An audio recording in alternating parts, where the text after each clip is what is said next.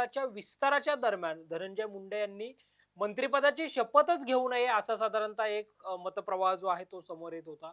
त्यानंतर धनंजय मुंडे यांची मंत्रिपदाची शपथ झाल्यानंतर मग धनंजय मुंडे यांच्या राजीनाम्यासाठी विरोधी पक्ष सातत्याने आग्रही राहिल्याचं पाहायला मिळालं. विरोधी पक्षांकडून धनंजय मुंडेंच्या राजीनाम्याची मागणी केली गेली, तर सत्ता पक्षांमधलेही काही नेते ज्याच्यामध्ये प्रकाश सोळंके असतील किंवा अगदी सुरेश धस असतील, या नेत्यांनी सुद्धा धनंजय मुंडे यांच्या राजीनाम्याची मागणी केली. काल अखेर धनंजय मुंडे यांनी राजीनामा दिला. मात्र या राजीनाम्यानंतर एक जण धनंजय मुंडे यांची साथ सोडून जात असल्याचं आपल्याला पाहायला मिळतंय. अगोदर करुणा मुंडे यांनी केलेली टीका असेल किंवा काल पंकजा मुंडे यांनी देर आहे दुरुस्त आहे अशी दिलेली प्रतिक्रिया असेल आणि त्यानंतर आज भगवान गड नेमकी काय भूमिका घेतं याकडे सर्वांचंच लक्ष होतं आणि भगवान गडानेही धनंजय मुंडे यांच्या डोक्यावरचा हात जो आहे तो काढून घेतलेला आहे. भगवानगडाचे महंत नामदेव शास्त्री स्थानप यांनी आपण या अगोदर जे वक्तव्य केलं ते अजाणतेपणातून केलं होतं. या घटनेची तीव्रता आपल्याला माहित नव्हती आणि आता आपण संतोष देशमुख यांच्या परिवाराशी ठामपणे उभे आहोत अशी प्रतिक्रिया जी आहे ती दिल्याचं पाहायला मिळालं. एकंदरीतच ना कुटुंब ना भगवानगड, धनंजय मुंडे एकटे पडलेत का या अनुषंगाने आपण चर्चा करणार आहोत आणि या चर्चेत माझ्यासोबत असणार आहे माझी सहकारी समृद्धी जाधव. समृद्धी, काही दिवसांपूर्वीपर्यंत धनंजय मुंडेंच्या पाठीशी अगदी ठामपणे उभ्या असणाऱ्या भगवानगडाने की भगवानगड धनंजय मुंडेंच्या पाठीशी ठामपणे उभा आहे, धनंजय मुंडे गुन्हेगार नाहीत अशी भूमिका घेणाऱ्या भगवानगडानेही आज धनंजय मुंडेंच्या डोक्यावरचा हात काढून घेतलाय. करुणा मुंडे तर वारंवार धनंजय मुंडेंवर टीका करताना पाहायला मिळत आहेत. काल सारंगी महाजन यांनीच तर अतिशय कटू शब्दात धनंजय मुंडेंच्या या सगळ्या राजीनाम्यानंतर त्यांच्यावर टीका केल्याचे पाहायला मिळाले. पंकजा मुंडेंनी या अनुषंगानं त्यांच्यावर टीका केल्याचं पाहायला मिळालं. कुठेतरी कुटुंब आणि भगवानगड हे धनंजय मुंडेंपासून दुरावताना आपल्याला पाहायला मिळतंय. काय सांगते? नक्कीच संकेत आपण जर पाहिलं तर हे प्रकरण जेव्हापासून चालू झालं होतं म्हणजे संतोष देशमुख यांची हत्या झाल्यापासून धनंजय मुंडे हे वारंवार टार्गेट वरती येत होते. ज्यावेळी वाल्मिक कराडचं या सगळ्यामध्ये नाव आलं तेव्हापासूनच खरं तर धनंजय मुंडे यांचं नाव सुद्धा यामध्ये अगदी पॅरलरली चर्चेमध्ये होतं आणि सातत्याने त्यांच्या बाजूने जर आपण पाहायला गेलं तर सुरुवातीपासून जसं तू म्हटलास त्याच पद्धतीने त्यांनी खरं तर मंत्रिपदाची शपथच घेऊ नये असं म्हटलं जात होतं. मात्र तरी सुद्धा अजित पवार यांनी अर्थातच त्यांचे खूप जवळचे आणि खूप पूर्वीपासूनचे नेते आहेत. त्यामुळे जर आपण पाहिलं तर अजित पवारांनी त्यांच्या मंत्रिमंडळामध्ये खरं तर आपल्या या आमदाराचा अर्थात धनंजय मुंडेंचा सहभाग करून घेतला. त्यांनी सुद्धा मंत्रिपदाची शपथ घेतली. प्रचंड आक्रोशाचं वातावरण होतं. सगळेच वारे आपल्या विरोधात वाहत असताना सुद्धा प्रवाहाच्या विरुद्ध दिशेला जाऊन त्यांनी ही मंत्रिपदाची शपथ घेतलेली होती. खरं तर मी म्हणेल शपथ घेतली नव्हती, ही एक खूप मोठी रिस्क घेतलेली होती आणि तीच रिस्क आता कुठेतरी फार जास्त अंगाशी आल्याचं पाहायला मिळालं. कारण या सगळ्याच प्रकरणामध्ये सुरुवातीपासूनच पक्षाकडून असेल किंवा मग पक्षाचेच प्रमुख असलेल्या अजित पवारांकडून असेल किंवा इव्हन मुख्यमंत्र्यांकडून सुद्धा जर धनंजय मुंडे या सगळ्यामध्ये दोषी असतील त्यांच्यावर कारवाई होऊ शकते. जे दोषी आहेत त्या सगळ्यांवरती कारवाई होईल अशा पद्धतीची विधानं होत होती. मात्र खरंच धनंजय मुंडेंचा या प्रकरणात काही दोष आहे का? यावरती ठामपणे कुणीही काहीही बोलायला तयार नव्हतं किंवा मग धनंजय मुंडेंचा राजीनामा मागायला किंवा घ्यायला सुद्धा सत्ताधारी पक्षातले लोक तयार नव्हते. त्यामुळे आपण जर पाहिलं तर हे सगळंच प्रकरण प्रचंड शेकत असतानाच परवाच्या रात्री आपण बघितलं की चार्जशीट मध्ये असलेले संतोष देशमुख यांच्या हत्येच्या वेळेचे फोटो समोर आले. या फोटोनंतर संपूर्ण महाराष्ट्र पुन्हा एकदा हळहळलेला पाहायला मिळाला. हा महाराष्ट्र ज्यावेळी 9 डिसेंबरला जसा हळहळला होता त्याच पद्धतीने पुन्हा एकदा महाराष्ट्र हळहळला. तो म्हणजे परवाच्या दिवशी. कारण इतके भीषण आणि इतके हृदयद्रावक ज्याला आपण म्हणतो अशा पद्धतीचे अंगावर शहारे आणणारे हे सगळेच फोटो होते. अतिशय क्रूरपणे हत्या करण्यात आली होती संतोष देशमुखांची. म्हणजे संकेत एक असं असतं की तुम्ही एखाद्याला एक गोळी मारली तरी समोरचा माणूस संपू शकतो. मात्र जेव्हा तुम्ही त्याला अगदी तडपून तडपून मारता, जेव्हा तुम्ही त्याचे हाल करता, त्याला 2, 3, 4 तासांपर्यंत तसंच डांबून ठेवता आणि मग त्याला मारहाण करत राहता, त्यावेळी त्या व्यक्तीला किती वेदना होत असतील हे तर अगदीच जाणून घेणं गरजेचं आहे. मात्र दुसरीकडे अशा पद्धतीची ही जी विकृत मानसिकता आहे की तुम्हाला एखाद्याला संपवायचंय पण त्याला थेटही संपवायचं नाहीये, त्याला प्रचंड हाल करून संपवायचंय, ही जी राक्षसी वृत्ती ह्या सगळ्याच गुन्हेगारांची होती, ही कुठेतरी या फोटोंच्या माध्यमातून जास्त बोलक्या पद्धतीने आपल्या समोर आलेली पाहायला मिळाली. हे फोटो पाहिल्यानंतर जसं संपूर्ण महाराष्ट्र हळहळला होता त्याच पद्धतीने अनेक राजकीय नेते सुद्धा हळहळले आणि त्याच पद्धतीने कदाचित भगवानगडाचे महंत नामदेव शास्त्री सुद्धा हळहळले असतील आणि त्यामुळेच त्यांची आजची ही जी प्रतिक्रिया आली अतिशय महत्वाची प्रतिक्रिया आहे संकेत. कारण आपण बघतोय गेल्या अनेक वर्षांपासूनचं मुंडे कुटुंबाचं आणि भगवानगडाचं एक प्रचंड जवळचं नातं आहे. मुंडे कुटुंबाच्या प्रत्येक सुखादुःखात प्रत्येक चांगल्या वाईट क्षणांमध्ये भगवानगड हा पाठीशी राहिलेला आहे. भगवानगड ही मुंडे कुटुंबियांसाठी एक अशी गोष्ट आहे की जी कायम आपल्या बरोबर आहे याची त्यांना गॅरंटी आहे. म्हणजे असा भगवानगड आणि मुंडे कुटुंबीय यांना आपण वेगळं काढू शकत नाही. इतकं जबरदस्त बॉन्डिंग गेल्या अनेक दशकांपासूनचं आहे. अगदी गोपीनाथ मुंडेंपासूनचं हे सगळं त्यांचं रिलेशन आहे आणि त्यानंतर आता आपण बघतोय की पहिल्यांदाच असं झालंय की इतकं मोठं, इतकं गंभीर प्रकरण आहे आणि या प्रकरणामध्ये मात्र भगवानगडाने जसं तू म्हटलास तसं धनंजय मुंडे यांच्या डोक्यावरचा हातच काढून घेतलेला पाहायला मिळतोय. हे तेच नामदेव शास्त्री आहेत ज्यांनी काही 1 ते दीड महिन्यांपूर्वी खरं तर समोर येऊन पहिल्यांदाच धनंजय मुंडेंच्या बाजूने प्रतिक्रिया दिली होती. धनंजय मुंडे हे गुन्हेगार नाहीयेत. त्या व्यक्तीवरती नेमकी काय परिस्थिती असेल, ते ढसाढसा रडलेत माझ्यासमोर, अशा पद्धतीचं एक स्टेटमेंट दिलं होतं. ते स्वतः गुन्हेगार नाहीयेत. त्यांच्या बाजूच्या लोकांनी किंवा त्यांच्या कार्यकर्त्यांनी काही गोष्टी केल्या असतील, मात्र त्यांनी असं काहीही केलेलं नाहीये. त्यामुळे त्यांना या प्रकरणामध्ये दोषी सिद्ध करणं, गुन्हेगार म्हणणं हे चुकीचं आहे. अशा पद्धतीचं स्टेटमेंट देणारे नामदेव शास्त्री दुसऱ्याच दिवशी जाऊन त्यांना पुन्हा धनंजय देशमुख भेटलेले होते. त्यांचं संपूर्ण कुटुंब भेटलं होतं आणि त्यानंतरच कुठेतरी मला वाटतंय संकेत, की नामदेव शास्त्रींना जसं ते आज म्हणाले, की मला आज या सगळ्या गोष्टींची जाण झाली आहे. ही जाण कदाचित तेव्हापासूनच होत होती. फक्त ते व्यक्त झाले नव्हते खरं तर या सगळ्या प्रकरणावरती. मात्र जेव्हा हे काल परवाचे फोटो समोर आले, त्यानंतर मात्र या सगळ्या हैवानांचा खरा चेहरा समोर आला आणि त्यानंतरच कदाचित नामदेव शास्त्रींनी आज ही प्रतिक्रिया दिली, की संपूर्ण भगवानगड जो आहे तो देशमुख कुटुंबियांच्या पाठीशी आहे. देशमुख कुटुंबीय हे पहिल्यापासून भगवानगडाचे भक्त आहेत, शिष्य आहेत. त्यामुळे या प्रकरणातले जे कोणी आरोपी असतील त्यांच्यावरती कडक कारवाई व्हावी, हा सगळाच गुन्हा फास्ट ट्रॅक कोर्टात चालवला जावा, अशा आशयाचं विधान त्यांनी केलं आणि त्यामुळे कदाचित संकेत मला असं वाटतंय, की आपण कालही खरं तर या विषयावरती बोललो होतो, की एका बाजूला अतिशय 27 वर्षांचा संसार ज्यांच्याबरोबर केला त्या करुणा मुंडे संपूर्णपणे विरोधात गेलेल्या आहेत. दुसरीकडे काल जसं तू म्हटलास तसं पंकजा मुंडे ज्या खरं तर काही वर्षांपर्यंत सोबत होत्या. त्यानंतर पुन्हा मग पक्ष बदलल्यानंतर पुन्हा मतभेद झाले आणि आता पुन्हा एकत्र बहीण-भाऊ आले होते. त्या स्वतः पंकजा मुंडेंनी सुद्धा भावाची बाजू न घेता "देर आए दुरुस्त आए" असं एक विधान केलं. त्यामुळे पंकजा मुंडेंचं या पद्धतीचं हे विधान. दुसरीकडे अगदीच जिवलग मित्र असलेला वाल्मिक कराड म्हणजे अगदी जसं आपण पाहिलं की परवाच्या दिवशीच जेव्हा आपण करुणा मुंडेंना आपल्या कार्यक्रमात सहभागी करून घेतलं होतं, त्यावेळी त्या सुद्धा असं म्हटल्या की वाल्मिक कराड नसणं हे धनंजय मुंडेंसाठी प्रचंड दुःखद गोष्ट असणार आहे. कारण धनंजय मुंडेंना एकाही गोष्टीचा विचारच करावा लागत नव्हता. धनंजय मुंडेंवरचा विचार सुद्धा वाल्मिक कराडच करत होता आणि कामं सुद्धा वाल्मिक कराडच करत होता. म्हणजे इतका जवळचा माणूस, सावलीसारखा सोबत असणारा माणूस आता तुरुंगात आहे. तुरुंगाची हवा भोगतोय. कधी बाहेर येईल याबाबत कुठलीही शंका नाही. किती कठोर कारवाई होऊ शकते याबाबत काहीच आत्ता सांगता येत नाहीये. आणि असं सगळं असताना एका बाजूला मित्र, अगदी जिवलग मित्र, तो तुरुंगात, दुसऱ्या बाजूला पहिल्या पत्नीने आपली साथ सोडली आहे, तिसऱ्या बाजूला बहिणीचं आलेलं विरोधातलं स्टेटमेंट आणि आज भगवानगडाचे महंत जे आहेत त्यांनी सुद्धा दिलेलं हे स्टेटमेंट. एकंदरीतच पाहिलं तर धनंजय मुंडे संतोष देशमुख हत्या प्रकरणानंतर प्रचंड एकटे पडलेत असं आपण नक्कीच म्हणू शकतो आणि याच एकटेपणामुळे कुठेतरी त्यांचं खच्चीकरण सुद्धा होत असणार इतकं नक्की संकेत. समृद्धी नामदेव शास्त्रींनी आज अशी देखील एक प्रतिक्रिया मांडली, की ज्यावेळी आपण ही प्रतिक्रिया दिली, त्यावेळी आपल्याला ही घटनाची तीव्रता जी आहे ती माहिती नव्हती. मात्र देशमुख परिवाराने आपली भेट घेतली. संतोष देशमुखांचे बंधू धनंजय देशमुख आणि कन्या वैभवी देशमुख, विराज देशमुख आणि मस्साजोगचे काही ग्रामस्थ जे आहेत ते भगवानगडावर गेले.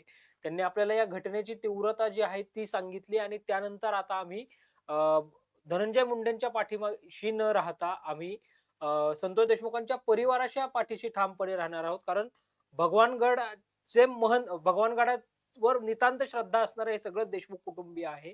असं देखील आज नामदेव शास्त्री म्हटल्याचं पाहायला मिळालं. खरं तर संकेत आपण जर पाहिलं तर नामदेव शास्त्रींची आजची भूमिका ही खरंच तसं पाहायला गेल्यास स्वागतार्ह आहे. मात्र त्यांचं त्यातलंच एक जे विधान आहे, की मला या घटनेची तीव्रता माहीत नव्हती. हे तसं फार संशयास्पद विधान वाटतं. कारण जे प्रकरण संपूर्ण देशात गाजतंय, केवळ राज्यात नाही, केवळ बीडमध्ये नाही, संपूर्ण देशाचं लक्ष ज्यावरती लागलेलं आहे, म्हणजे आपल्याच राज्यातले जे खासदार आहेत, त्या खासदारांचे जर वेळोवेळीच्या आपण प्रतिक्रिया पाहिल्या, तर प्रत्येक खासदार आपल्याला हेच सांगताना पाहायला मिळतायत, की केंद्रात जरी आम्ही गेलो तरी तिथे आम्हाला हेच विचारतात, की महाराष्ट्रात काय चाललंय? वाल्मिक कराडचं हे काय प्रकरण आहे? बीड में क्या चल रहा है? असं विचारलं जातंय वारंवार.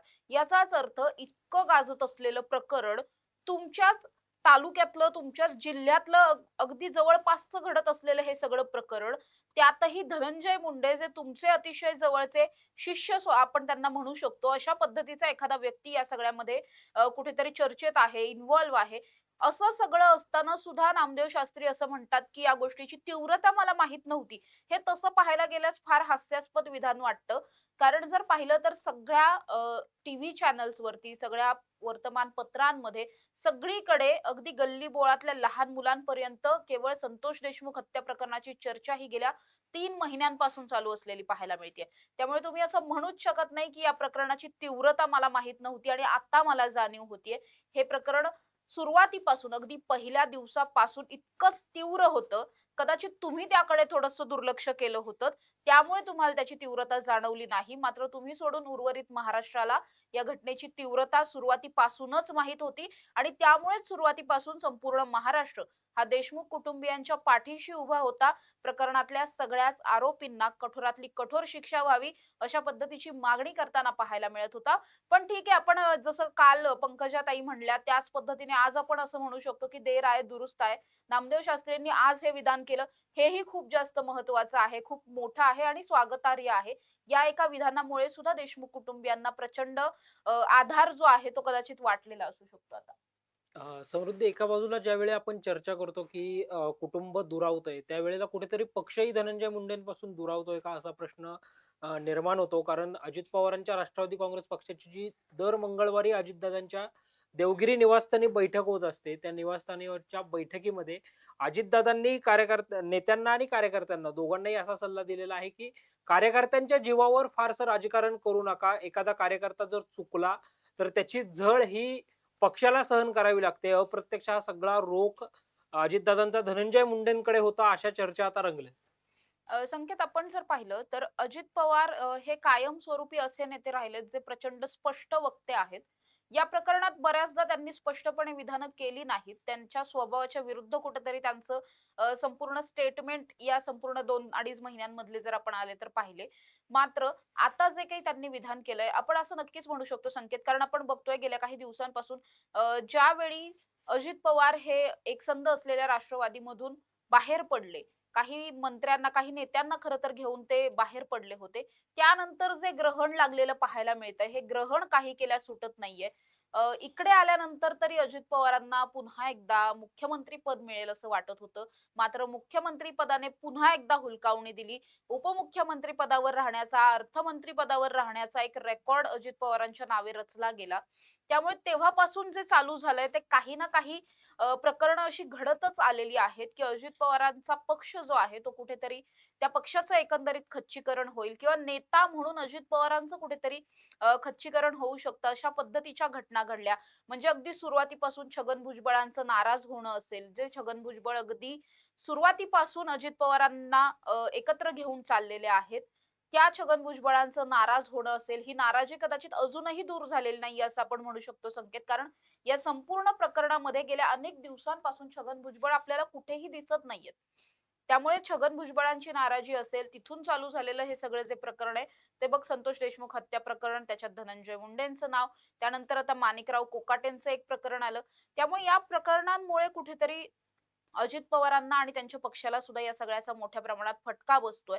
आणि जसं तू म्हटलास तसं अजितदादांनी असं सांगितलं, की कार्यकर्त्यांच्या जीवावरती राहू नका जास्त, कारण कार्यकर्ते काय करतील याचा फटका थेटपणे आपण बघतोय, की धनंजय मुंडेंना सुद्धा बसतोय आणि अशा पद्धतीचा फटका बसू शकतो. त्यामुळे आपल्या आजूबाजूला नेमके कार्यकर्ते कसे आहेत, काय आहेत, हे सुद्धा बघणं गरजेचं आहे.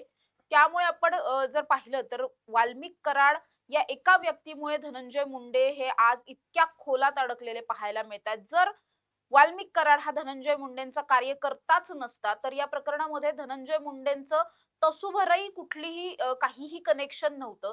कुठलीच लिंक लागत नव्हती जी धनंजय मुंडेंपर्यंत जाऊन पोहोचते. एकच लिंक आहे ती म्हणजे वाल्मिक कराड आणि केवळ एका वाल्मिक कराडमुळे आज धनंजय मुंडे हे इतके अडचणीत आलेले आहेत. मात्र तर जर आपण तसंच पाहायला गेलं तर धनंजय मुंडेंनीच पोचलेले हे सगळे कार्यकर्ते. हे सगळे जे अगदी शेवटच्या गुन्हेगारापर्यंत ते पहिल्या गुन्हेगारापर्यंत सगळेच जर आपण या प्रकरणातले आरोपी पाहिले तर हे सगळे जण हे धनंजय मुंडेंचेच कार्यकर्ते आहेत. लहान मोठे आहेत मात्र धनंजय मुंडेंचे कार्यकर्ते आहेत. त्यामुळे ज्यावेळी खरं तर हे जे प्रकरण आहे हे मला वाटतंय की भविष्यातल्या जवळपास 2-3 दशकांपर्यंत गाजणारं हे प्रकरण आहे. हे प्रकरण प्रचंड गाजेल आणि या प्रकरणामुळे भविष्यातले अनेक नेते जे आहेत ते कदाचित थोडेसे अलर्ट होतील आणि काहीतरी शिकतील या प्रकरणातून. कारण जेव्हा एखाद्या नेत्याचा एखाद्या प्रकरणाशी तसा प्रत्यक्षात कुठलाही संबंध नसतो, मात्र या नेत्याच्या जीवावर त्यांचे कार्यकर्ते काय करतात आणि त्यांच्या कार्यकर्त्यांनी केलेल्या प्रकरणांची शिक्षा जेव्हा नेत्याला भोगावी लागते, तेव्हा नेमकं काय घडतं, हे सगळं या प्रकरणातून पाहायला मिळतंय. ज्यावेळी अजित पवारांचं असं स्टेटमेंट आलं, त्यानंतर आपण हे नक्कीच म्हणू शकतो, की अजित पवार या प्रकरणामध्ये प्रचंड अस्वस्थ नक्कीच असणार आहेत. कारण एका अगदी जवळच्या नेत्याचा राजीनामा झालेला आहे मंत्रिपदाचा. कदाचित आमदारकीही धोक्यात येऊ शकते. ज्या पद्धतीची आता मागणी होतीये, ती म्हणजे सहआरोपी करायला हवंय धनंजय मुंडेंना.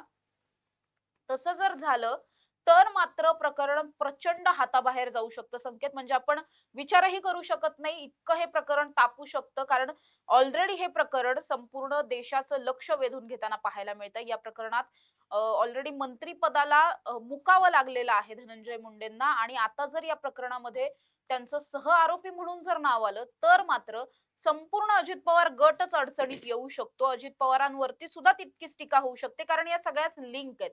म्हणजे अगदी सुरुवातीचा पहिला आरोपी असेल तो सुदर्शन घुले, त्याची लिंक लागते विष्णू चाटे, विष्णू चाटेची लागते मग वाल्मिक कराड, वाल्मिक कराड पासून मग धनंजय मुंडे आणि धनंजय मुंडे म्हटलं की त्यांच्यावरती आहेत अजित पवार. त्यामुळे एकंदरीत जर हे डॉट्स आपण जोडत गेलो तर हे थेट महायुती सरकारपर्यंत जाऊन भिडतायत. त्यामुळे महायुती सरकारला हे सगळंच प्रकरण प्रचंड अवघड जाणार आहे. त्या दृष्टिकोनातूनच आता खरं तर एक पहिली चांगली गोष्ट झाली ती म्हणजे धनंजय मुंडेंचा राजीनामा झाला. त्यामुळे या प्रकरणामध्ये अजित पवार मात्र प्रचंड अस्वस्थ असतील इतकं मात्र नक्की. निश्चितच समृद्धी या सगळ्यामध्ये जर आपण पाहिलं तर काल धनंजय मुंडे यांचा राजीनामा देखील झाला आणि या राजीनाम्यासाठी देवेंद्र फडणवीस हे पहिल्या दिवसापासून आग्रही होते. मग त्यांनी अजित पवारांची चर्चा देखील केली. मात्र धनंजय मुंडे अडून होते. अशा साधारणतः चर्चा ज्या आहेत त्या पुन्हा आता नव्याने सुरू झाल्याचं आपल्याला पाहायला मिळतंय. शेवटी मग फडणवीसांना असं सांगावं लागलं, की जर तुम्ही मंत्रिपदापासून दूर नाही झालात, तर मला राज्यपालांना सांगून तुम्हाला मंत्रिमंडळातनं निष्कासित अर्थात बडतर्फ करण्याची कारवाई जी आहे ती करावी लागेल आणि मग तुम्हाला नंतर मंत्रिमंडळावरनं दूर जे आहे ते जावं लागेल. मात्र आता धनंजय मुंडेंच्या राजीनाम्यावरूनही समृद्धी राजकारण कुठेतरी रंगल्याचं आपल्याला पाहायला मिळतंय. म्हणजे धनंजय मुंडेंचा पक्ष म्हणतो, की नैतिकतेच्या आधारावर धनंजय मुंडेंनी राजीनामा दिला. अजित पवार असं म्हणतायत, की धनंजय मुंडेंनी नैतिकतेच्या आधारावर राजीनामा दिला. एवढंच काय तर छगन भुजबळ सुद्धा स्टेटमेंट करतात, की मुंडेंचा जो राजीनामा झालाय तो नैतिकतेवर झालाय. मात्र धनंजय मुंडे म्हणतात, की मी वैद्यकीय कारणास्तव राजीनामा दिलाय आणि या सगळ्यामुळं विरोधकांनीही धनंजय मुंडे आणि राष्ट्रवादी काँग्रेस पक्षावर टीकेची झोड उठवल्याचं पाहायला मिळतंय.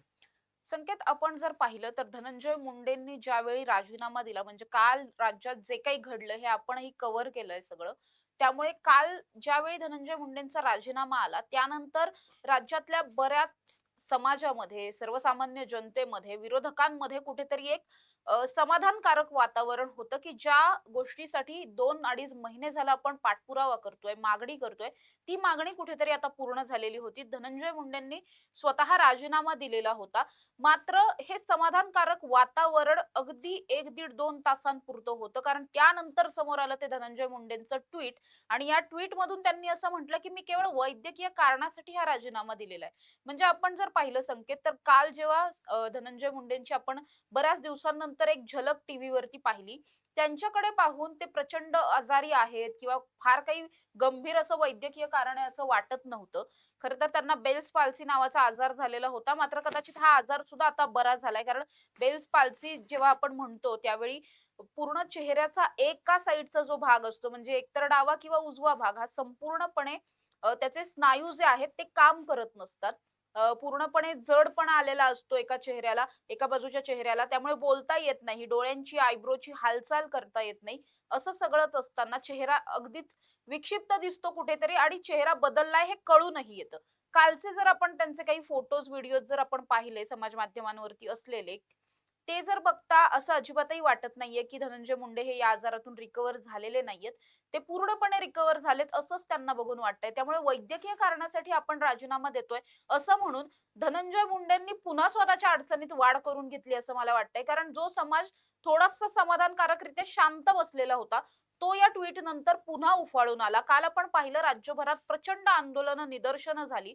या स्टेटमेंट नंतरच खरं तर ती झाली. या स्टेटमेंट नंतरच खरं तर आता सगळेजण या प्रकरणामध्ये धनंजय मुंडे यांना सुद्धा सहआरोपी करा अशा पद्धतीची मागणी करतायत. खरं तर संकेत, ही मागणी याआधी होताना आपल्याला पाहायला मिळत नव्हती. याआधी केवळ राजीनाम्याची मागणी होत होती. राजीनामा तुम्ही दिला, पण मगरुरी उतरली नाही की काय अशा पद्धतीचं कुठेतरी हे परतचं स्टेटमेंट होतं की आरोपींना शिक्षा झालीच पाहिजे, मात्र माझा राजीनामा हा वैद्यकीय कारणांसाठी. म्हणजे तुमची भूमिका आणि तुमच्या पक्षाची भूमिका वेगवेगळी आहे का? तुमचा पक्ष म्हणतो नैतिकता, नेते म्हणतात नैतिकता, तुम्ही म्हणता वैद्यकीय कारण. बरं हे सगळं परत चेंजही केलं गेलं नाही. परत या लोकांमध्ये काही आपापसात चर्चा होऊन, की बाबा आता काय सांगायचंय नक्की, वैद्यकीय सांगायचं की नैतिकता सांगायची? अशी काही चर्चा होऊन त्यांनी पुन्हा एखादं स्टेटमेंट सुद्धा दिलेलं नाहीये. मग असं जर सगळं असेल, तर मग पुन्हा एकदा टीकेची झोड तुमच्यावर उठणारच ना. ज्यावेळी तुमच्याकडून अपेक्षा होती, की तुम्ही सुरुवातीलाच राजीनामा द्यायला हवा होता, जो तुम्ही दिला नाही. ज्यावेळी बेल्स पाल्सीचं निदान झाल्याचं तुम्ही ट्वीट केलं, तेव्हा सुद्धा तुम्ही राजीनामा देऊ शकत होतात. कारण तेव्हा खरं तर तुम्ही वैद्यकीय दृष्ट्या जास्त आजारी होतात. तेव्हा तुम्ही राजीनामा दिला नाही. आता जेव्हा तुम्ही थोडेफार बरे झाल्याचं दिसताय म्हणजे दिसतायत आपल्याला, नक्कीच मे बी त्यांना आणखी काही झालं असेल ज्याचं आपल्याला माहित नाहीये.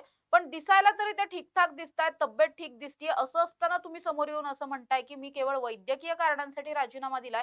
त्यामुळे जर त्यांचं हे स्टेटमेंट आलं नसतं संकेत, तर मला वाटतं या अडचणी इतक्या जास्त वाढल्या नसत्या किंवा धनंजय मुंडेंच्या बद्दल जो काही आक्रोश आता जनसामान्यांमध्ये आहे, तो सुद्धा थोडासा कमी झाला असता, जर त्यांनी स्वतःहून राजीनामा देऊन ते शांत राहिले असते. राजीनाम्यानंतरच्या स्टेटमेंटमुळे मात्र त्यांच्या अडचणीत जास्त वाढ झाली असं वाटतंय संकेत. तुला काय वाटतं एकंदरीतच आताचं हे सगळं पाहिलं, धनंजय मुंडेंच्या या एका स्टेटमेंटमुळे पुन्हा त्यांच्यावरतीच आता टीकेची झोड जास्त उठतीये? निश्चितच विरोधकांच्या हातामध्ये तर आयतं कोलीत धनंजय मुंडेंवर टीका करण्यासाठी मिळालेली आहे.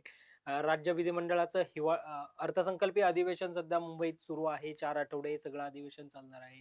आणि या अधिवेशन काळात धनंजय मुंडे यांचा झालेला राजीनामा होत असताना धनंजय मुंडे यांनी दिलेल्या राजीनाम्याचं कारण आणि धनंजय मुंडेंचा पक्ष एकाच पत्रामध्ये 3 ते 4 वेळा नैतिकता, नैतिकता, नैतिकता असा शब्द हं. वापरतो. मात्र धनंजय मुंडेंच्या ट्विटमध्ये कुठेही नैतिकता या शब्दाचा साधा उल्लेख नसतो. त्यामुळं हा जो विरोधाभास आहे पक्ष आणि मुंडेंमधला त्याच्यावरूनच विरोधक शरसंधान साधताना पाहायला मिळत आहेत. काल उद्धव ठाकरे, आदित्य ठाकरेंपासून अगदी नाना पटोले, विजय वडेट्टीवारांपर्यंत ते अगदी जयंत पाटलांपर्यंत सुद्धा अनेक बड्या नेत्यांनी या सगळ्यावर प्रतिक्रिया जी आहे ती दिल्याचं पाहायला मिळालं.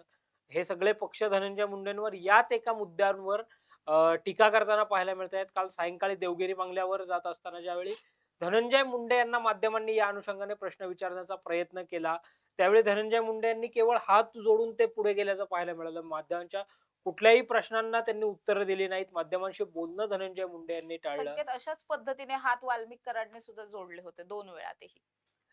एकाच याच्या पुण्यामध्येच आणि या सगळ्यामध्ये जर समृद्धी आपण पाहिलं तर अजित पवारांची सुद्धा एकच ची प्रतिक्रिया जी आहे ती आली. नैतिकतेच्या आधारावर धनंजय मुंडे यांनी राजीनामा दिला. मात्र अ, पक्षाच्या अंतर्गत बैठकीमध्ये या सगळ्यावर चर्चा झाली अशी माहिती मिळाली. मात्र त्या चर्चेत काय झालं हे सांगितलं नाही. केवळ या बैठकीतली एक लाईन समोर आली, की कार्यकर्त्यांच्या जीवावर राजकारण जे आहे ते करू नका. मात्र या सगळ्यानंतर जर समृद्धी आपण पाहिलं तर निश्चितच धनंजय मुंडे यांच्या अडचणी ज्या आहेत त्या वाढताना पाहायला मिळतायत आणि कुठेतरी समृद्धी आता अशी देखील एक चर्चा सुरू झालेली आहे.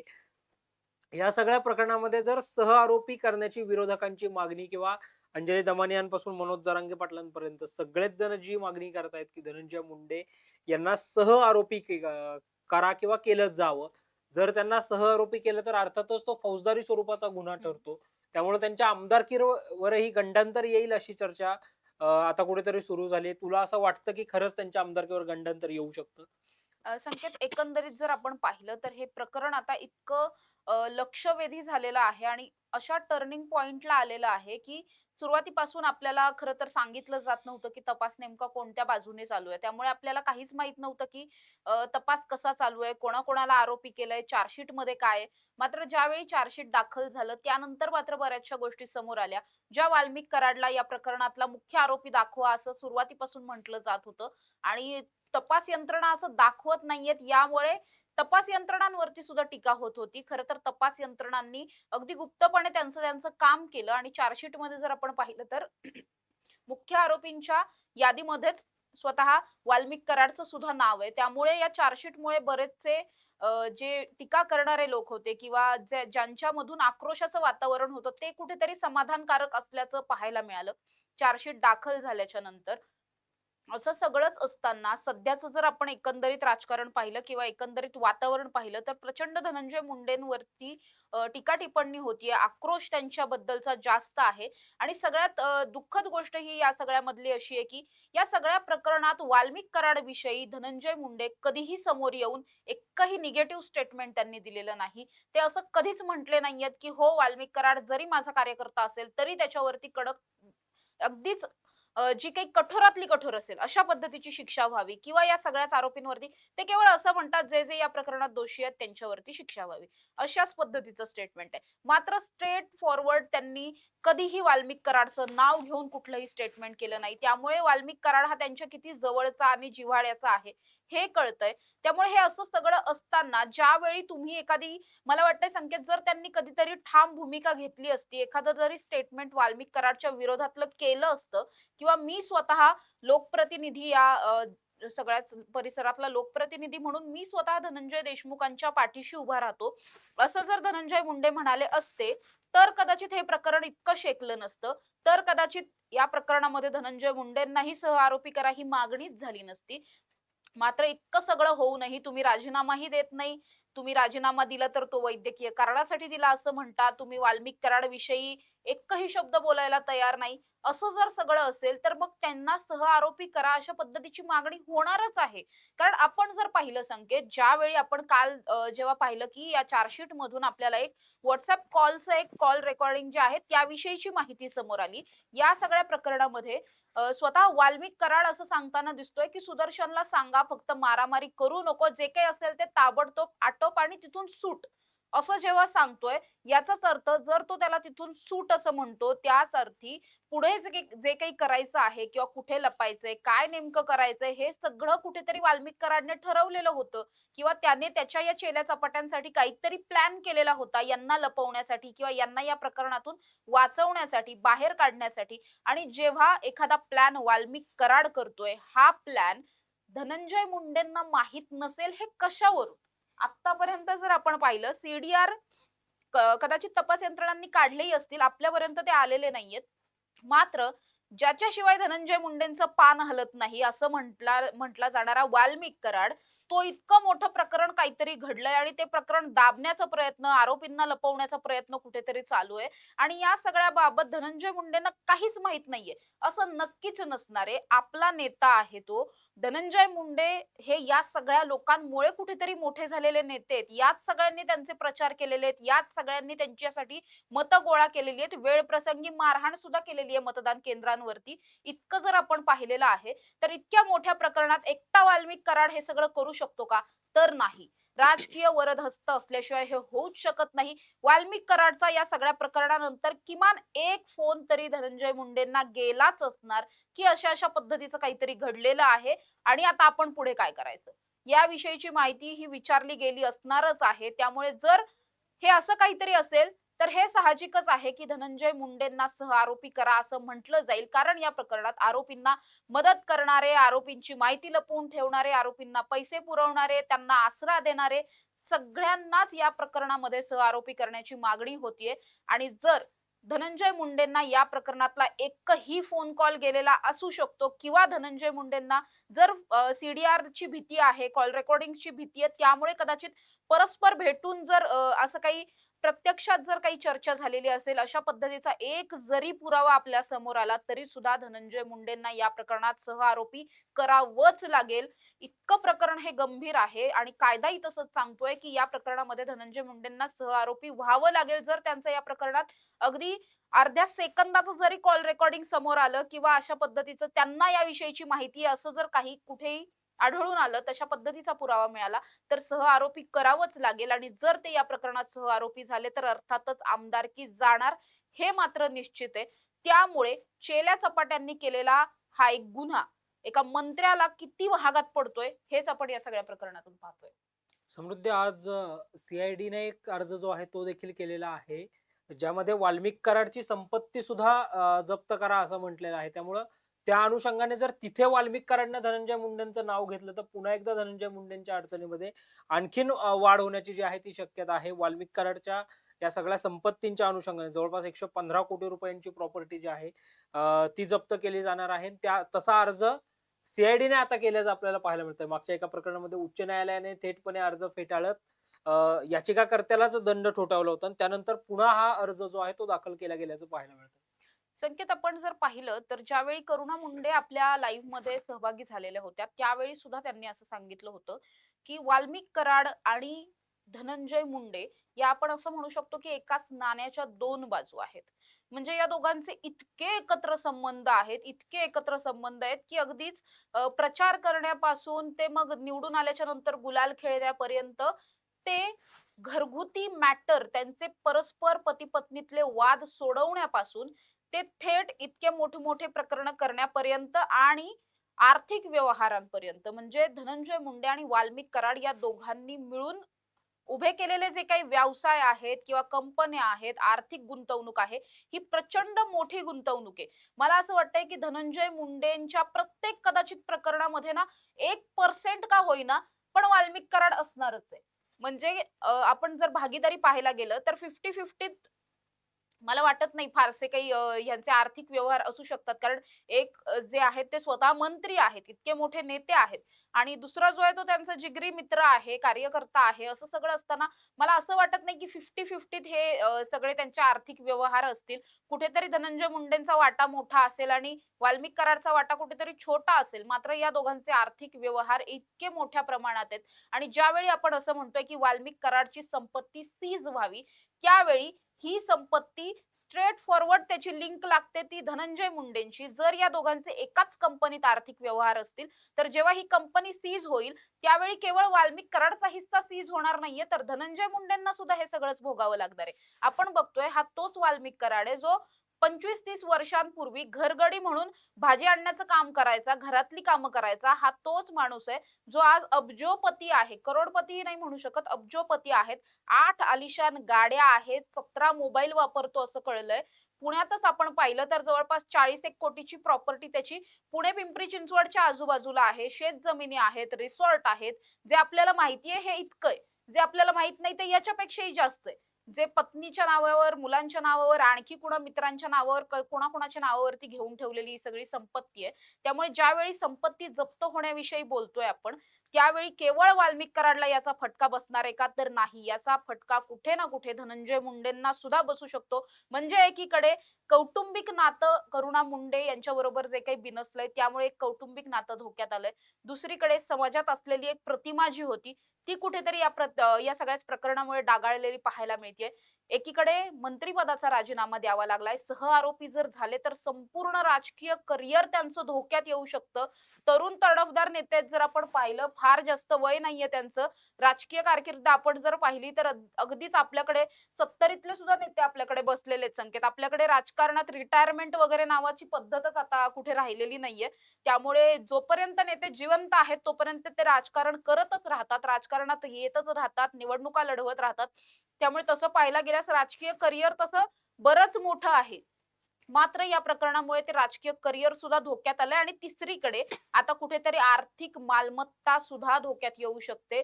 जर वाल्मिक कराडची प्रॉपर्टी सीज होत असेल तर या सगळ्याचा कुठे ना कुठे संबंध हा धनंजय मुंडेंना सुद्धा लागू शकतो आणि त्यामुळे त्यांच्या सुद्धा आर्थिक प्रॉपर्टीवरती किंवा त्यांच्या ज्या काही भागीदाऱ्या असणाऱ्या ज्या कंपन्या आहेत, आर्थिक गुंतवणूक आहे, आणखीन काही प्रकरणं असतील, मे बी शेअर मार्केट वगैरे असं काही काही बरंच काही असेल, हे सगळं सुद्धा धोक्यात येऊ शकतं आणि त्याचा थेटपणे परिणाम हा पुन्हा एकदा धनंजय मुंडेंनाच भोगावा लागेल. निश्चितच समृद्धी. अंजली दमानी यांनी सुद्धा काही दिवसांपूर्वी एक बॅलेट शीट जी आहे ती समोर आणली होती. ज्या बॅलेट शीटमध्ये राजश्री धनंजय मुंडे, ज्या व्यंकटेश्वरा शुगर इंडस्ट्रीची ती सगळी बॅलन्स शीट होती. त्या बॅलन्स शीटमध्ये वाल्मिक कराड आणि धनंजय मुंडेंच्या दुसऱ्या पत्नी राजश्री मुंडे, काही काळ धनंजय मुंडे तिथे संचालक होते, मात्र ते आता त्या सगळ्या संचालक मंडळावर जे आहेत ते नाही आहेत, त्यांच्या पत्नी आहेत. त्यामुळे त्यांची एकत्रित व्यवहाराची बॅलन्स शीट सुद्धा अंजली दमानी यांनी जी आहे ती समोर आणली होती. आणि अंजली दमानी असं देखील म्हटलं होतं, ही केवळ एक प्राथमिकता आहे. अशा अनेक कंपन्यांमध्ये हे दोघे एकत्रितपणे व्यवसायातले भागीदार जे आहेत ते असल्याचं पाहायला मिळतं. संकेत यासारख्याच अनेक गोष्टी आहेत म्हणजे अंजली दमानी यांनी जे काही समोर आणलं हे फार थोडं आहे असं मला वाटतंय. अशी अनेक प्रकरणं आहेत, अनेक कंपन्या आहेत, कारखाने आहेत, असं बरंच काही काही आहे किंवा कदाचित असंही असणार आहे की ज्या प्रॉपर्ट्या आहेत ज्या घेऊन ठेवलेल्या आहेत म्हणजे ज्याला आपण घरं म्हणू शकतो किंवा जमीन म्हणू शकतो अशा पद्धतीच्या ज्या प्रॉपर्टी आहेत या प्रॉपर्ट्यांमध्ये सुद्धा या दोघांची एकत्र भागीदारी असू शकते. या दोघांनी एकत्र पैसा इन्व्हेस्ट करून काही प्रॉपर्ट्या घेतलेल्या असू शकतात. तसं सगळं असल्यास धनंजय मुंडेंना प्रचंड मोठा फटका बसू शकतो. म्हणजे जसं तू म्हणतोय तसं अंजली दमानिया या सगळ्या प्रकरणामध्ये वेळोवेळी पुरावे सादर करतायत. मात्र त्यांच्याकडे किती पुरावे आहेत त्याला पण काहीतरी लिमिटेशन्स आहेत जे आपल्याला माहित नाहीयेत. अशाही अनेक गोष्टी आहेत. म्हणजे अगदीच संकेत मला असं म्हणावं असं वाटतं की बीडमध्ये इतकं मोठं गुंडाराज चालू आहे हे तरी आपल्याला कुठे माहित होतं. आपण ज्या महाराष्ट्रात राहतोय या महाराष्ट्रातल्याच एका तालुक्यात एका जिल्ह्यात इतकं सगळं गंभीर प्रकरण चालू आहे आणि हे आज काल परवाच चालू झालेलं नाहीये. हे गेल्या 2-3 दशकांपासून चालू असलेलं प्रकरण आहे. हे इतके दिवस चालू असून सुद्धा संपूर्ण उर्वरित महाराष्ट्राला याविषयीची माहितीच नव्हती का? पोलिसांना माहित नव्हतं का? तर पोलिसांना माहित होतं. तिथल्या लोकप्रतिनिधींना माहित नव्हतं का? तर माहित होतं. मात्र यावरती कोणी आवाजच उठवला नाही. त्यामुळे संपूर्ण महाराष्ट्राला या सगळ्याबद्दलची कुठलीच माहिती मिळाली नाही. जर इतकं सगळं एखाद्या जिल्ह्यात घडतंय आणि ते 2-3 दशकांपासून लपून राहतं, तर मग या दोघांच्या किती एकत्र प्रॉपर्ट्या असतील हे तर तसं आपल्या समोर येणं फार अवघड आहे. यासाठी प्रचंड तपास करावा लागणार आहे. एक आपल्या तपास यंत्रणा आहे ज्यांनी चार्जशीट तर दाखल केलं, तपास पूर्ण झाला असं म्हटलंय खरं. पण कृष्णा आंधळे जो एक आरोपी आहे तो अजूनही मोकाट आहे. त्या आरोपीलाच शोधणं अजून तपास यंत्रणांना जमलेलं नाहीये. तर या दोघांच्या नेमक्या किती किती प्रॉपर्ट्या आहेत आणि नक्की या दोघांच्या प्रॉपर्ट्या स्वतःच्याच नावावर आहेत का? हे सगळ्यात महत्वाचं जर आपण पाहिलं संकेत तर म्हणजे धनंजय मुंडेंच्या सुद्धा बऱ्याचशा प्रॉपर्ट्या या पत्नीच्या नावे आहेत. वाल्मिक कराडच्याही बऱ्याचशा प्रॉपर्ट्या या पत्नीच्याच नावे आहेत. म्हणजे धनंजय मुंडेंची दुसरी पत्नी, वाल्मिक कराडची दुसरी पत्नी. या दुसऱ्या पत्न्यांच्याच नावे या दोघांच्या जास्तीत जास्त संपत्ती असल्याचं पाहायला मिळतंय. त्यामुळे वाल्मिक कराडची संपत्ती जेव्हा सीज होईल असं आपण म्हणतोय, त्यावेळी त्याच्या पत्नीची ही संपत्ती, तिच्या नावे असलेली ही संपत्ती सीज होणार का? किंवा मुलांच्या नावे, ड्रायव्हरच्या नावे, अंगरक्षकाच्या नावे वगैरे ज्या काही संपत्त्या आहेत, ह्या सगळ्या संपत्त्या सुद्धा जप्त होणार का? हे पाहणं खूप जास्त महत्वाचं आहे. आणि ज्या संपत्त्या यांनी स्वतःच्या नावावर घेतल्याच नाहीत, मग त्यांचं काय होणार? या आहेत तर यांच्याच फक्त नावं पत्नींची लावलेली आहेत. त्यामुळे जर या पत्नींच्या संपत्त्याही जप्त झाल्याच नाहीत मे बी भविष्यामध्ये, तर मग पुन्हा या गोष्टीचा फायदाच होऊ शकतो. कारण या दोघांनीही अगदी स्वतःच्या नावावरती फार कमी संपत्ती ठेवल्याचं पाहायला मिळतंय. उर्वरित लोकांच्या नावेत जास्त संपत्ती आहे. त्यामुळे असं सगळं असेल, तर संपत्ती केवळ यांच्या नावावरची नाही, तर यांच्या कुटुंबियांच्या नावावरची सुद्धा संपत्ती जप्त होणं हे तितकंच गरजेचं आहे असं मला वाटतं. निश्चितच समृद्धी. या सगळ्याबाबत आता खरं तर ईडी का समोर येत नाही हाच एक महत्त्वाचा प्रश्न होता. ईडीची एंट्री होईल, होईल अशा चर्चा झाल्या, मात्र अ, अजूनपर्यंत तरी ईडीने कुठली ठोस कारवाई जी आहे ती या सगळ्या अनुषंगाने केल्याचं पाहायला मिळत नाही. समृद्धी, मागे एकदा बीडचे एक ज्येष्ठ पत्रकार आणि संपादक त्यांनी एक किस्सा सांगितला होता, की त्यांना स्वतः गोपीनाथराव मुंडे असं म्हटले होते, की ज्या दिवशी धनंजय अ, वाल्मिक कराडची साथ सोडेल त्या दिवशी धनंजयचं जे आहे ते चांग म्हणजे त्याची जो आलेख आहे तो चांगला राहील, किंवा धनंजय ही या सगळ्यापासून जर अलिप्त राहिला तर त्याचा फ्युचरचा करिअर ग्राफ जो आहे तो खूप चांगला राहील. आता हे सगळी परिस्थिती बघून गोपीनाथरावांची ती जी भविष्यवाणी होती ती कुठेतरी खरी होताना दिसतीये. नक्कीच संकेत. आपण जर पाहिलं तर आतापर्यंतचा जो ग्राफ चढा क्रम असा जो राहिलेला आहे धनंजय मुंडेंचा, तो याच वाल्मिक कराडमुळे राहिलाय असं आपण नक्की म्हणू शकतो. म्हणजे केवळ वाल्मिक कराडला आपण दोष देतोय हे खरंय. मात्र हा तोच वाल्मिक कराड आहे ज्या वाल्मिक कराडने इतक्या वर्षांपासून धनंजय मुंडेंचं काम अगदी एकनिष्ठपणे केलेलं आहे. म्हणजे चांगली कामं असो किंवा वाईट कामं असो, पण केली आहेत एकनिष्ठपणे. एवढं मात्र नक्की. त्यामुळे हा सगळा वाल्मिक कराडचा एकनिष्ठपणा जो आहे, प्रामाणिकपणा त्याच्या कामातला धनंजय मुंडेंच्या प्रती, बाकी कशाच्या प्रती आहे नाहीये हे माहित नाही. मात्र धनंजय मुंडेंसाठी तो प्रचंड प्रामाणिकपणे काम करत होता आणि त्यामुळेच वेळोवेळी धनंजय मुंडेंचं इतक्या सगळ्या निवडणुकांमध्ये जिंकणं असेल किंवा त्यांच्या पाठीशी उभा असलेला सगळा हा जनसमुदाय असेल, हा सगळा वाल्मिक कराडनेच आतापर्यंत सांभाळला होता. आपण जर पाहिलं तर वाल्मिक कराड हाच धनंजय मुंडेंची सावली म्हणून राहत होता. ज्या पद्धतीने स्वतः करुणा मुंडे या पत्नी आहेत, त्या जे सांगतायत त्याच्यावर आपल्याला विश्वास ठेवावाच लागणार आहे. कारण त्यांनी हे स्वतः अनुभवलेल्या गोष्टी आहेत. त्यांच्या घरात घडलेल्या गोष्टी आहेत. त्या जेव्हा सांगतात, की स्वतः वाल्मिक कराड प्रत्येक प्रत्येक धनंजय मुंडेंची जी काही एकही निर्णय असेल, तो वाल्मिक कराडच घेतो. वाल्मिक कराड शिवाय काहीही होत नाही. असा हा वाल्मिक कराड हे सगळं चालू असताना जरी तो आता आपण त्याला फार जास्त निगेटिव्ह दृष्टिकोनातून बघतोय, मात्र हा तोच वाल्मिक कराड आहे ज्याने इथपर्यंत मदत केल्याच्या नंतरच आता कुठेतरी धनंजय मुंडे या लेवलला येऊन पोहोचले. इतके मोठे ते नेते होऊ शकले. कारण ह्यांची मैत्री जर आपण पाहिली तर अगदीच 1996 च्याही पूर्वीपासूनची मैत्री आहे. म्हणजे अगदी हे दोघे खूप लहान होते, टीनेजमध्ये असतील तेव्हापासूनची यांची मैत्री आहे. आणि तेव्हापासूनच्या मैत्रीच्या जोरावर कदाचित धनंजय मुंडे म्हणजे अगदी धनंजय मुंडेंचंच असं नाही, कुठल्याही नेत्याला एकट्याच्या जोरावरती राजकारण करणं हे कधीच शक्य नसतं. प्रामाणिक, एकनिष्ठ कार्यकर्ते हे प्रत्येक नेत्याला गरजेचे असतात. तशाच पद्धतीचा हा एक कार्यकर्ता होता, जो धनंजय मुंडेंनी सुरुवातीपासून जोपासला होता, जवळ ठेवलेला होता, सावलीप्रमाणे जवळ ठेवलेला होता. त्याच्याच कुठेतरी सगळ्याच फायद्यामुळे म्हणजे अगदी आपण असं म्हणू शकतो, की साम, दाम, दंडभेद सगळं काही वापरलं गेलं वाल्मिक कराडकडून केवळ धनंजय मुंडेंसाठी. त्यामुळे हा चढता आलेख होता आणि हा चढता आलेख कधी इतका जास्त ढासळेल असं त्यांना कधीही वाटलं नसेल. वाल्मिक कराडलाही नाही, धनंजय मुंडेंनाही नाही. मात्र आता हा आलेख ढासळला आणि असा ढासळला, की पुन्हा आता या सगळ्यातून धनंजय मुंडे पुन्हा राजकारणात इतक्याच वेगात परत येतील का? हा सुद्धा एक खूप मोठा प्रश्न आहे. जसं मी मगाशी म्हणाले तसं. राजकीय कारकीर्दच धनंजय मुंडेंची धोक्यात आल्याचं पाहायला मिळतं. एखाद्या नेत्यावरती इतक्या मोठ्या प्रमाणात जेव्हा टीका होत असते, इतका मोठा जनसमुदाय जेव्हा विरोधात उभा असतो, भले तुमच्याकडे सरकार आहे, सत्ता आहे, तरी सुद्धा किती मंत्री, किती नेते तुम्हाला किती दिवस अडवणार आहेत, किती दिवस तुम्हाला प्रोटेक्ट करणार आहेत, तुम्हाला संरक्षण देणार आहेत, हा एक खूप मोठा प्रश्न आहे. अर्थात काल जेव्हा राजीनामा दिला त्यावेळी हे सगळं संरक्षण काढून घ्यावंच लागलं. अजित पवार हे आतापर्यंत खूप जास्त डिफेंड करत होते याच धनंजय मुंडेंना. मात्र एक वेळ अशी आली की अजित पवारांना सुद्धा हात वर करावे लागले. अजित पवार सुद्धा बाजूला झाले. त्यांनी डोक्यावरचा हात काढून घेतला आणि धनंजय मुंडेंना राजीनामा द्यावा लागला. त्यामुळे आता हे प्रकरण इतकं जास्त वाल्मिक कराडमुळे इतके जास्त गोत्यात आलेले आहेत, आपण असं म्हणू शकतो धनंजय मुंडे, की आता हा जो चढता आलेख इतका खाली गेला, इतका खाली गेला की हा आलेख परत चढेल की नाही यावरच मला तरी शंका वाटतेय. त्यामुळे गोपीनाथ मुंडेंची ही सगळीच भविष्यवाणी आता प्रचंड खरी होतीये. खूप वर्षांनी खरी होतीये. मात्र खरी होतीये इतकं नक्कीच, जर तेव्हाच धनंजय मुंडेंनी वाल्मिक कराडला केवळ एक कार्यकर्त्यापर्यंत लिमिटेड करून ठेवलं असतं, एका मर्यादेत ठेवलं असतं, तर कदाचित हे इतकं प्रकरण झालं नसतं. कारण प्रत्येकच नेत्यांचे कार्यकर्ते असतात, एकनिष्ठ कार्यकर्ते असतात. मात्र त्या कार्यकर्त्यांना आपण कुठपर्यंत आपल्या जवळ येऊ द्यायचं आणि आपला एक जो फार महत्वाचा असा एक मला असं वाटतं, की एखाद्या व्यक्तीच्या अवतीभोवतीचा एक सर्कल असतं. त्या सर्कलच्या आत आपण कुणाला घेतोय, अगदी जवळचे, अति जवळचे लोक. हे फार जास्त नेत्यांनी समजणं गरजेचं आहे. अशा पद्धतीने कुठेतरी फार जास्त जवळीक या दोघांची असल्यामुळेच हे सगळं प्रकरण इतकं होतंय. नाहीतर प्रत्येकच आपण जर पाहायला गेलं संकेत, तर आत्ताच्या घडीला जवळपास 50% जास्त गुन्हेगार हे कुणा ना कुणाचे कार्यकर्तेच असतात. हे कुणाला कुणाला मांडणारेच असतात, कुणाचा तरी प्रचार करणारेच असतात, कुणाच्या तरी फ्लेक्सवर झळकलेले असतात. Instagram, Facebook वरती नेत्यांबरोबरचे फोटो असतात. मात्र असं असेल तरी सगळ्याच नेत्यांवरती प्रकरणं शेकत नाहीत. कारण या सगळ्या कार्यकर्त्यांना आपण आपल्या जवळ किती ठेवायचं हे नेत्यांना कुठेतरी माहीत असतं. यामध्ये कुठेतरी धनंजय मुंडे चुकले आणि त्यामुळे आता हे सगळं भोगावं लागतं.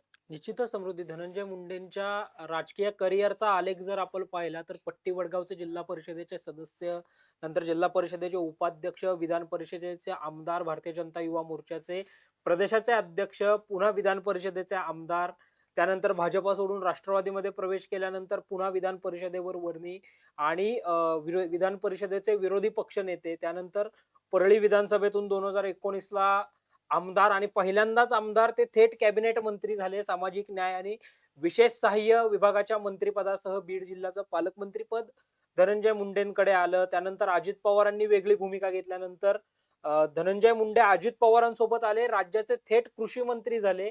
त्यावेळीही बीड जिल्ह्याचं पालकमंत्री पद हे धनंजय मुंडेंकडे कायम होतं. त्यानंतर पुन्हा 1,20,000 ते 1,40,000च्या मतांनी धनंजय मुंडे परळीतनं दुसऱ्यांदा निवडून आले आणि राज्याचे अन्न नागरी पुरवठा व ग्राहक संरक्षण मंत्री झाले.